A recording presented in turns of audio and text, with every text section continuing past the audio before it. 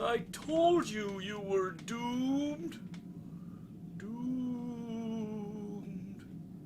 Doomed. Dude, you got doomed. You doomed.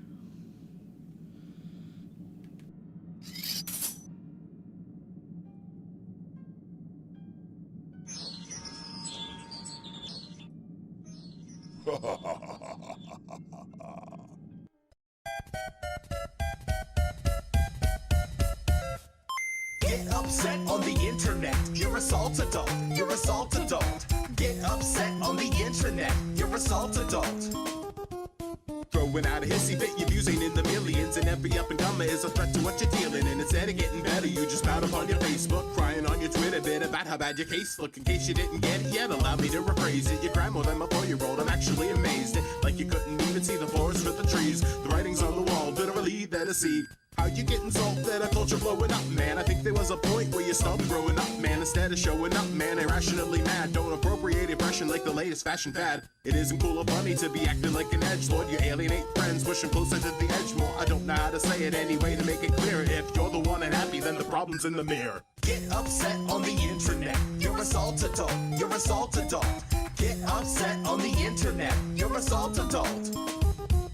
The net is a repository for the vast expanses of human knowledge and all the technological advances, and I can't say enough how you gotta be open-minded. If you're looking for a fight, then you damn well find it. An axe needs grinding, you're not alone. There's a million other nerds who can bitch and moan and groan about how there's a release date delay of the new game. Man, decrease the cliche of your neckbeard. I'm afeared of the intensity of your love for two characters. You claim about some chemistry and they belong together. Every other ship is toast. Call you Cortez when you're like, burn the boat. Say your ship is sunk and you stunk like the blogger who insisted to you. The review versus Harry Potter versus Julia Roberts. The latter's the victor. You're about to make a victim of some asshole hipster. Get upset on the internet. You're assault adult. You're assault adult.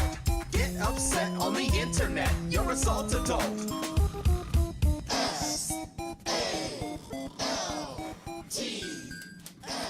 Oh. Pills? What the hell? Oh. Wait a minute. Oh, hey. This is Commander Dan, and welcome to Retro Station 1989. Oh, hey. This is Commander Dan, and welcome to Retro Station 1989. Holy crap, man. Where am I? Oh, well, looks like my plan worked. All that booty wine and all those sleeping pills, I'm in the dream world now. Know how I can tell? It's all spooky. Look how spooky it is. A little spooky. That means I'm that much closer to getting Jason's ass and Freddy's ass together so they can fight. My plan's gonna work, baby. Because in the dream world, you can do anything you want. Margot. Hey, Margot? Shit. Uh-oh. I may have miscalculated. Well, at least Freddy's more of a fucking clown than he is a killer these days anyway, so I'll deal with this. You watch. Freddy, or as he's known to the people of Springwood, the Springwood Slasher, aka Freddy Krueger, aka Freddy, don't leave your kids with that weird gardener who has a glove with knives in the fingers that looks like he spent a really, really, really long time on Krueger, aka, yeah, and did you hear the time he talked about his mom, who was a nun, but she was like raped by 10,000 maniacs? I mean, not the band, but 10,000 actual asylum maniacs? Krueger, aka, yeah, that's the guy we're gonna go fucking burn up. I think it's cool. Grab the gasoline. Krueger. Krueger was a maniacal killer from Elm Street who mainly focused on killing neighborhood children on Elm Street. And besides being a general creep and pedo, is mostly known for being burnt to an inside-out bacon bit by the parents of those former living but now dead Elm Street kids. He then became a gruesome, terrifying revenant, A ghost hell-bent on slicing and dicing the rest of the Elm Street brats to torment their dumb shit parents for number 1, not moving away from Elm Street, and number 2, getting away with their fiery revenge on him so long ago. The movies, directed by Wes Craven, began with Nightmare on Elm Street in 1984, and it was based on a story that Craven had read in the newspaper about kids keeping themselves awake until they died. So he wrote a story to explain why that might be going on. And, for the record, it scared the living shit poop right out of me. Seriously, folks, here's a little creepypasta for all you kiddies out there. When I was like 8 or 9, I was sleeping in my grandmother's house, and I had a nightmare that I was being chased by Leatherface through a slaughterhouse. I could hear his chainsaw roaring behind me, and I was trying to run, but it was like my legs were coated in lead and stuck to the floor with glue. They just wouldn't move. Or if they did, it was like really, really slow. I tried to scream, but my voice wouldn't come. I pushed and screamed so hard in my dreams I thought my larynx was going to shatter and my thorax was going to blast apart. Until finally, I could hear the footsteps behind me, and I couldn't turn my head, and all I could do is hear the roar of Leatherface's chainsaw as it came down on my 8-year-old melon. And just before he hit me, I was woke up by my grandmother. Her eyes were the size of dinner plates, and her face was white as a ghost. Apparently, I was screaming like I was being boiled alive. Those were her exact words. So, from that point on, I had a phobia of nightmares. I mean, I was afraid that I could lose control of my mind while I'm sleeping and just scare the shit out of myself. So I stopped liking horror movies at that point. And so imagine a movie where the premise is that the kids have nightmares that kill them. Yeah, I said, oh no, fuck that very much. I want no part of that. I didn't say those words because, for one, my dad would have slapped me, and my grandma's a sweet lady. You don't say the F word to a sweet lady like your grandma. But fast forward to 1986, and Nightmare 2 comes out, and things had changed. I was starting to love horror movies at that time because of this magazine, Fangoria. Fangoria taught me about how the movies were made and how my fear was based on something that wasn't real. So the less I worried about horror movies and being afraid of them, the more I started to love things like special effects and Tom Savini and grossing out my friends at school with the books. So when Nightmare 3 came out and I found out that there were the Dream Warriors in there, and if you had the power of imagination, you could kick Freddy Krueger's ass, well, this was a whole new ball game. I'm awake. Oh, shit. Margot. Damn it. Margot. Margot.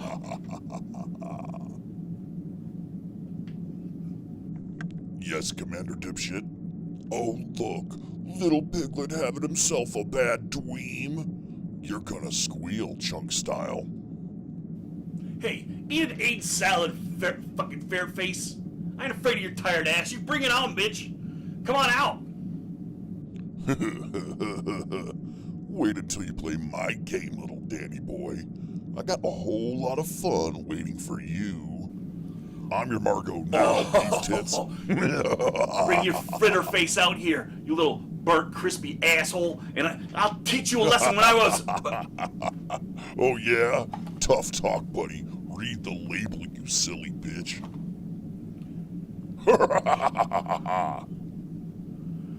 LJN! Nightmare on Elm Street. Has anything been as licensed as Freddy Krueger? I mean, in the late 80s, he was all over the damn place. Freddy had his own 900 number, a rap that he himself did on an album called His Greatest Hits, and an uncredited feature on a DJ Jazzy Jeff and the Fresh Prince track called Nightmare on My Street. Dude had a TV show called Freddy's Nightmares. He had yo-yos, themed action figures where the action figure wanted to dress up like Freddy Krueger. He had his own doll that you could pull the string and cuddle with. Remember, this dude murders kids with his hand knives. Jesus. And whatever the unholy fudge pucker fright squirter is, he had that too. Look at that little bastard. He's got his arm up Freddy's neck hole and squeezing his trachea to squirt his peers with Freddy's corpse moisture. Holy shit. Man, the 80s were the best time to grow up in ever. Anyone who says otherwise was born in the 90s, or got hit in the head with a fright squirter. I mean, now that I think about it, maybe parents were right to get out on toy makers' asses about this stuff. Oh, and you can't fool me, LJN. I know your little ruse. Notice that there's the Entertech logo on that fright squirter. Entertech was LJN's line of toys when they couldn't be given any kind of care to give a shit about child safety. I mean, check out this Tech 9. It's a water pistol that will definitely get your kid Swiss cheesed by the cops. Holy crap. It's either like LJN had no idea that you were going to make some Swiss kids if you sent them out on the streets with this toy, or they just did not give one damn. Stickers, sticker albums. Hell, I think people are even getting their cars custom painted to look like Freddy, and their NES controllers custom painted to work with the motif of Freddy, even though we all know that Freddy is all about the power glove when he's tormenting his victims. And not to mention a board game. Wow, I kind of want this thing. Look at that. Little rooms, little people. But damn, a board game for kids about a child murdering sex pest is like making this board game, The House of 1,000 Corpses, or this one. I mean, what's next? Celebrating these killers on cereal boxes? Oh my god, they did it. Holy shit. Well, LJN and Nintendo, having seen some success with the horror genre when they did Jaws and Friday the 13th, cashed in on the Freddy Krueger craze and the upcoming release of the Nintendo Foursquare by creating the game we're going to talk about today, Nightmare on Elm Street. Well, Freddy, you gonna make a move? Huh, punk? You French fry smelling ass. You better not come step to me. This is the dream world, bitch, and I got an imagination. Boy, I'll whoop the scabrous bullshit right off your body. I'll drag you out in them dirty-ass trousers, slap that hat off your head, and give you a Dutch rub to all the scar tissue. Because I'll do it. Because I got the karate skills.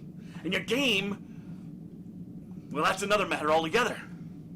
I tell you what, Freddy, I tell you what. If you were such a man, you'd come waltzing out here, and I'd grab you by your ears, and I'd jump into the real world, and I'd make you fight Jason, and you'd better beat his ass, too, because I took a lot of these, whatever they are, out of this thing, and I drank dookie wine, and I came to the dream world, so you better make good on what I want you to do, which is whoop that ass.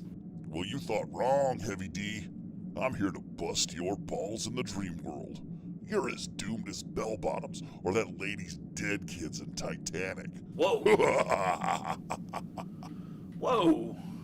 You mean that poor old lady who had to tuck her kids in just before they died? Yeah, you know, the one where she's telling the kids everything's gonna be alright as she tucks them in and the water's rising. Those kids. That's fucked up, man. Did you really think you were gonna get me to do your fighting for you against that waterlogged shit-for-brain zombie janitor chubster? Don't make me laugh.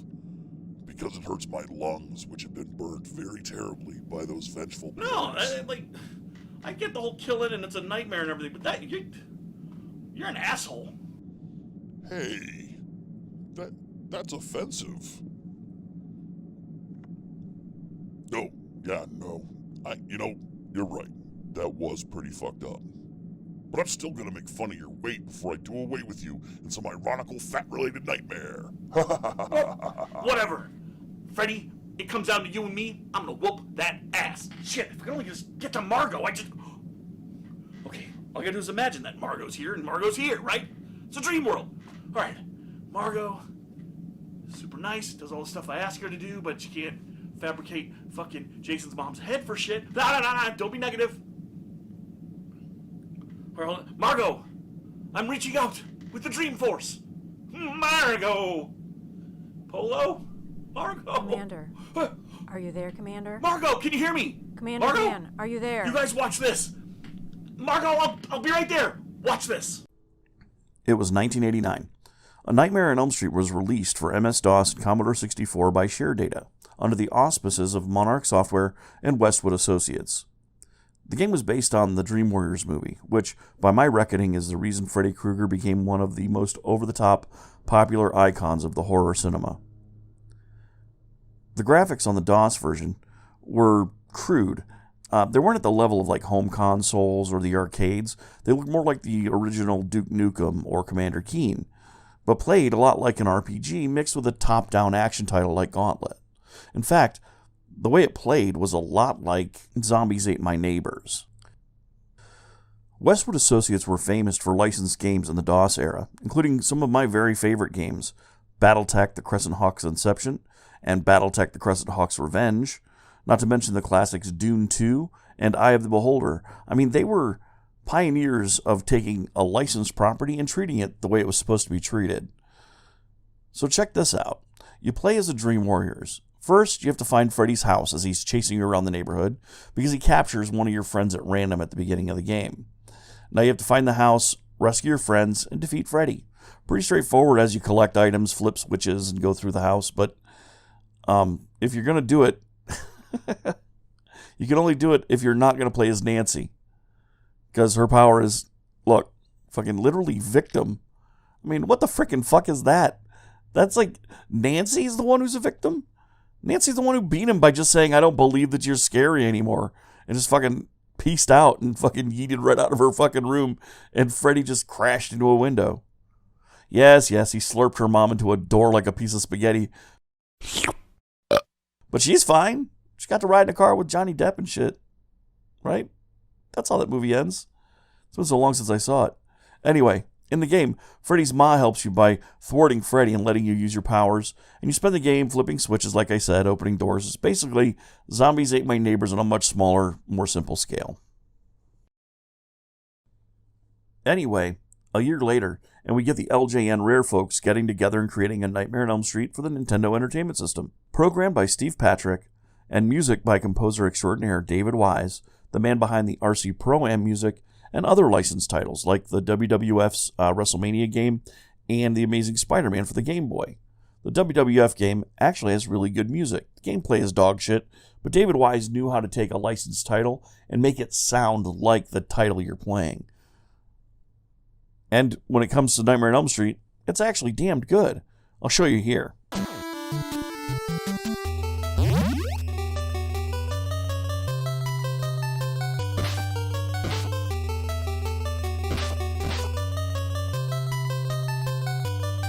Now, my copy of Nightmare on Elm Street was a gift from my good friend Ann. I never had a chance to play it at the time of its initial release, and Ann gave me a boxed copy, full, complete in box with a manual. And I played it through as much as I could. I haven't beaten it yet, but that's just because what I want to do is beat it with a bunch of my friends. Every time I play it, I just want to sit down, grab a Foursquare, grab some beers, grab my friends, and try and beat this as best as we can. So, before we get into it too in depth, let's just go over the basics. So, let's start off with the elephant in the room. It's an LJN game, so the manual is dog shit. It doesn't go into much. There's a lot of a blurb at the beginning explaining the premise of the game, but when it comes to who your characters are, you are one of 4 Elm Street teens. That's what they're called. No names here because they're leaning on that victim trope from the last game for all 4 characters, it seems. However, instead of each player having 1 power each and each having to rescue another player to get those powers, each player can grab one of 3 power icons while they're going through the levels, representing a Dream Warrior power. Now, each of the Dream Warrior powers has a jump ability and a ranged weapon. First up is a Shadow Warrior, but fuck, dude, it's a ninja. The picture's a goddamn ninja. It's a damn ninja. Ninja. Say the word ninja, people. Say it. It's a ninja. I think that this has to do with Rare being from the UK, so they can't, use the word ninja in Great Britain, because, ninjas killed the king's dog in the 12th century or some fucking thing. I don't know. Get over your dumb dead dog, Great Britain, and get down with the ninjas. Oh, well, you don't want to be a kick-ass ninja? I mean, Shadow Warrior? Well, you could be the acrobat, because everyone wants to be a fucking acrobat, with stunningly wedged tightest of whiteys. Your camel toe and moose knuckle are just divine in this picture. Check that out. And you get those folded over Converse like they're part of the 1979 NBA All-Star team. But they have an unlimited supply of javelins and can flip and jump like Mary Lou Retton wrestling for AEW. Which is just as impressive as you think it is. Check this shit out.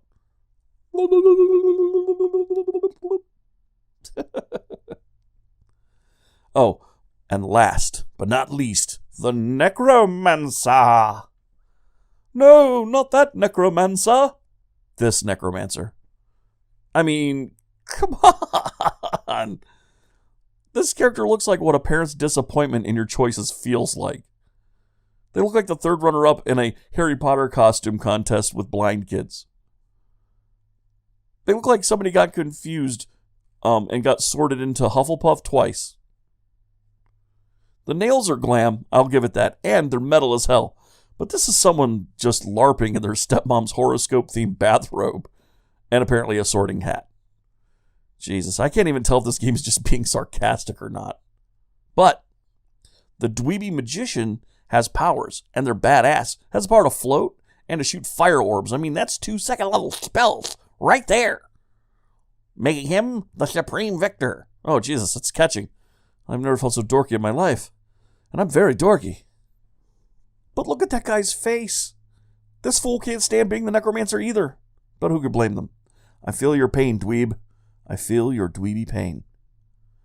The game only has a couple power-ups. I mean, there's coffee to fill your sleep meter, and a radio to wake you up from being the lame-ass necromancer, and that's it. You go in houses, avoid wolves, bats, and cats, and then spooky versions of those things in the dream world, which basically just says, oh, it's a bat. Well, there's a fucking skull on its face. Now it's a bat skull, so watch out. It's a skull bat. Oh, and don't forget shamblers, a.k.a. zombies. They're not shamblers. They're zombies, goddammit. Damn it, Rare. Your restrictions on what you can say because you're from the Great Isle of Britain, Kingdom, United Nations of Planets, or whatever. Anyway, and the last enemy in the game is Freddy. Freddy has many forms. There's hopping around, scratching at your eyeballs, Freddy. There's Freddy has an arm, then his head spitting out tongues at you from part 3, basically. And then all 3 of them at once try and get you. I mean, the game takes a while to complete. You have to collect bones from the houses, fight Freddy, and then finally get to the furnace and put all the bones in the furnace. It's not insanely difficult, but it's just it's a slog. It's a slog to get everything done, and once you've gone into all the houses, collected all the bones of Freddy Krueger, who basically is made up of one kind of bone only, like a package of Mr. Bones candy that only has femurs, or like a oops, all femurs Captain Crunch box or something. All right, Freddy. You thought you'd put me through my paces playing your crappy game. Well, I got news for you, baby. We're going to fight.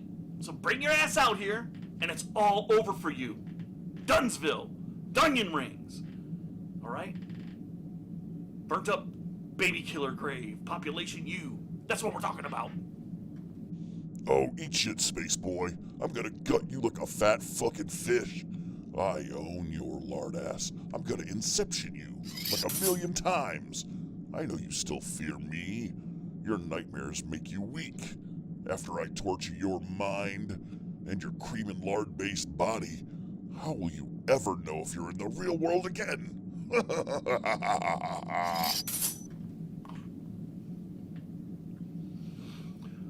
Very interesting theory there, Mr. Krueger. But you're missing 3 details. 1, I already know I'm in the dream world. Look how spooky it is right now. And 2, my imagination is on fire, son. And most importantly, we're in the dream world. And in my dreams, I'm fucking Wolverine. Let's dance, bitch. Yeah! Rah! Oh, no. Oh, that's, oh, no, I need that. I need those. Oh, out the butt. No. Dirty son of a, oh. Oh. That's good. Commander. Are you there, Commander? Commander Dan, are you there? Huh? Commander Dan, wake up. What? Wake up, Commander. What's going on? Explanation. You were so disheartened by your low survival probability against Jason Voorhees, you intended to bring Freddy Krueger out of the dream world and into the real world by downing sleeping pills and wine you made from toilet water, prunes, and raisins. Oh yeah. Well, did I win? Because you swallowed mints, not drugs, and drank non-fermented fruit juice mixed with toilet water. I'm not even sure how you fell asleep. Now I have to transmit the results of the review. Does Nightmare on Elm Street have a license to play? All right. All fair points. And to answer the question, yeah, of course it does. I mean, it's an action-adventure game. A lot of people get this one wrong. But, Nightmare on Elm Street, grab yourself a couple beers, a couple friends, a couple controllers, and you can go after the greatest killer of all time, Freddy Krueger. And no, we're not going to do some kind of twist ending this time like the first movie did, or some M. Night Shyamalan thing, mainly because I already know I'm still dreaming, because I'm Wolverine! Ha! And that's going to be our review next week. Wolverine for the NES. Be there, it's going to be some mutant madness, bub.